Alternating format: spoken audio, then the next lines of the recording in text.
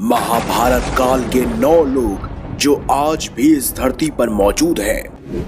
आखिर कौन है वो 9 शक्तिशाली लोग जो आज भी महाभारत काल से जीवित हैं? वीडियो में आगे बढ़ने से पहले हमारे चैनल को सब्सक्राइब अवश्य करें और बेल आइकन जरूर दबाएं। महाभारत युद्ध खत्म होने के बाद बहुत ही कम योद्धा बचे थे। उनमें प्रमुख 18 लोग ही जीवित थे। महाभारत युद्ध के पश्चात कौरवों की तरफ से 3 और पांडवों की तरफ से 15 यानी कि कुल मिलाकर 18 योद्धा ही जीवित थे, जिनमें से कौरवों की तरफ से थे कृतवर्मा, कृपाचार्य और अश्वत्थामा, जबकि पांडवों की ओर से थे युयुत्सु, युधिष्ठिर, अर्जुन, भीम, नकुल, सहदेव, भगवान श्री कृष्ण, सात्यकी। लेकिन आज हम आपको बताएंगे ऐसे 9 लोगों के बारे में जो आज भी महाभारत काल से लेकर आज तक जीवित है। इनमें सबसे पहला नाम है महर्षि दुर्वासा का। महर्षि दुर्वासा के बारे में सभी जानते हैं कि वो एक बहुत ही क्रोधित ऋषि थे। कहते हैं उनके क्रोधित होने के कारण ही और उनके श्राप के कारण ही देवताओं और दानवों को समुद्र मंथन करना पड़ा था। रामायण अनुसार महर्षि दुर्वासा राजा दशरथ के भविष्यवक्ता भी थे। इन्होंने रघुवंश के लिए बहुत सारी भविष्यवाणियां भी की थी। वहीं दूसरी तरफ महाभारत में महर्षि दुर्वासा जी ने ही कुंती को मंत्र प्रसाद दिया था और आखिर में उन्होंने द्रौपदी की परीक्षा लेने के लिए अपने 10,000 शिष्यों के साथ उनकी कुटिया में पहुंचे थे। समय समय पर महर्षि दुर्वासा के होने का जिक्र हमें हमारे हिंदू ग्रंथों में मिल ही जाता है, चाहे वो रामायण हो, सतयुग हो या महाभारत हो। और कहते हैं वो आज तक जीवित है क्योंकि उन्हें स्वयं अमरत्व का वरदान प्राप्त था। अगले हैं महर्षि वेदव्यास। वे पराशर ऋषि और सत्यवती के पुत्र थे। वेदों के भाग करने के कारण ही उन्हें वेदव्यास भी कहा जाता है। उन्होंने ही महाभारत गणेश जी से लिखवाई थी और वे 28वें वेदव्यास थे। धृतराष्ट्र, पांडु और विदुर को महर्षि वेदव्यास का ही पुत्र माना जाता है। इन्हीं 3 पुत्रों में से एक धृतराष्ट्र के यहाँ जब कोई पुत्र नहीं हुआ तब वेद व्यास की कृपा से ही उन्हें 100 पुत्रों की और 1 पुत्री की प्राप्ति हुई थी। महर्षि वेदव्यास पितामह भीष्म के सौतेले भाई थे। वहीं महर्षि वेदव्यास के जन्म के अवसर पर हमेशा गुरु पूर्णिमा का पर्व भी मनाया जाता है। कहते हैं ऋषि वेदव्यास जी कलयुग के अंत तक जीवित रहेंगे जब तक कल की अवतार उनके सामने ना आ जाए। माना जाता है कि महाभारत युद्ध के बाद बहुत समय तक उन्होंने सार्वजनिक जीवन जिया और उसके बाद तप और ध्यान के लिए वो हिमालय की पर्वत श्रृंखलाओं में लौट गए। अगले हैं ऋषि मार्कंडेय। भगवान शिव के परम भक्त ऋषि मार्कंडेय। इन्होंने शिव जी को तप कर प्रसन्न किया और महामृत्युंजय मंत्र सिद्धि के कारण ही ये चिरंजीवी बन गए। मार्कंडेय ऋषि वनवास के दौरान युधिष्ठिर को रामायण सुनाकर धैर्य रखने की सलाह भी देते थे। दूसरी ओर महर्षि जैमिनी के मन में महाभारत, कृष्ण और उसके युद्ध को लेकर कुछ संदेह था, तो मार्कंडेय ऋषि ही उनके संदेह का निवारण करते थे। मार्कंडेय ऋषि को भगवान शिव से चिरंजीवी होने का वरदान मिला हुआ है और वो भी कलयुग के अंत में जीवित रहेंगे।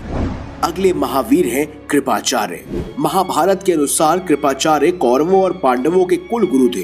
कृपाचार्य गौतम ऋषि के पुत्र थे और इनकी बहन का नाम था कृपि। वहीं कृपि का विवाह स्वयं द्रोणाचार्य से हुआ था। कृपाचार्य जी अश्वत्थामा के मामा थे। महाभारत युद्ध में कृपाचार्य ने भी पांडवों के विरुद्ध कौरवों का साथ दिया था। कृपाचार्य की गणना 7 चिरंजीवियों में से की जाती है, जिसमें विभीषण, राजा बलि भी शामिल है। अगले हैं मायासुर। रावण की पत्नी मंदोदरी के पिता अर्थात रावण के ससुर मायासुर थे। देवताओं के शिल्पी विश्वकर्मा थे तो असुरों के शिल्पी मायासुर थे। मायासुर ने रामायण काल में कई विशालकाय भवनों और शस्त्रों का निर्माण किया था।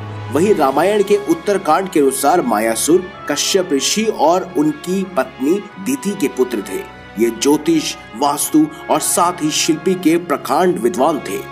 इसका मतलब मायासुर सतयुग में भी थे। मायासुर ने ही महाभारत में युधिष्ठिर के लिए सभा भवन का निर्माण किया था, जो माया सभा के नाम से प्रसिद्ध हुआ। और इसकी सभा के वैभव को देखकर दुर्योधन पांडवों से ईर्ष्या करने लगे थे और कहीं ना कहीं यही ईर्ष्या महाभारत में युद्ध का कारण बनी। मायासुर ने द्वारका नगरी के निर्माण में भी अहम भूमिका निभाई थी। माया ने दैत्यराज वृषप्रवन के यज्ञ के अवसर पर बिंदु सरोवर के निकट एक विलक्षण सभागृह का निर्माण कर अपने अद्भुत शिल्पा शास्त्र का ज्ञान का परिचय दिया था। और कहा जाता है कि मायासुर आज भी जीवित है और कलयुग के अंत तक वो जीवित रहेंगे।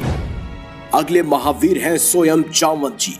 जामवंत जी ही एक ऐसे यक्ष थे जो सतयुग से लेकर द्वापर युग तक जीवित रहे और कलयुग के अंत तक भी जीवित रहेंगे। इन्होंने सतयुग में देवताओं के साथ मिलकर समुद्र मंथन किया और साथ ही वहीं पर त्रेता युग की बात की जाए तो इन्होंने स्वयं भगवान श्री राम के साथ मिलकर रावण की सेना का संहार किया। और वहीं द्वापर युग में ये स्वयं भगवान श्री कृष्ण से भी युद्ध लड़े थे और वहीं इनकी पुत्री जामवंती से ही स्वयं भगवान श्री कृष्ण का विवाह हुआ था, जहां उन्हें सांब नामक पुत्र की प्राप्ति हुई थी। और ये कलयुग के अंत तक जीवित रहेंगे ताकि कल की अवतार का समय आने पर इनका साथ दे सके। अगले योद्धा है स्वयं अश्वत्थामा।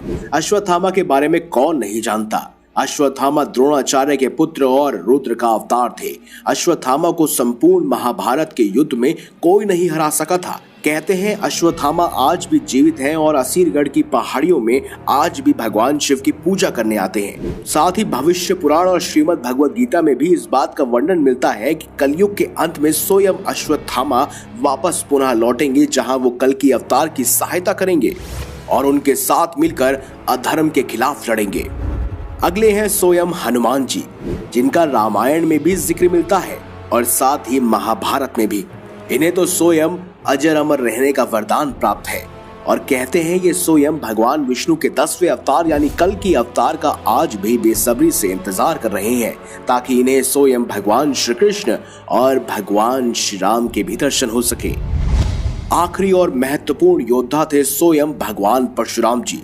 कहते हैं इन्होंने सतयुग भी देखा, त्रेता युग भी देखा, द्वापर युग भी देखा और कलयुग में ये स्वयं कल की अवतार के गुरु बनेंगे, जहां ये उन्हें शिक्षा दीक्षा साथ ही अस्त्र शस्त्र विद्या का ज्ञान भी देंगे। रामायण हो या महाभारत, परशुराम जी ने कई सारे शिष्यों को अभेद्य ज्ञान दिया था।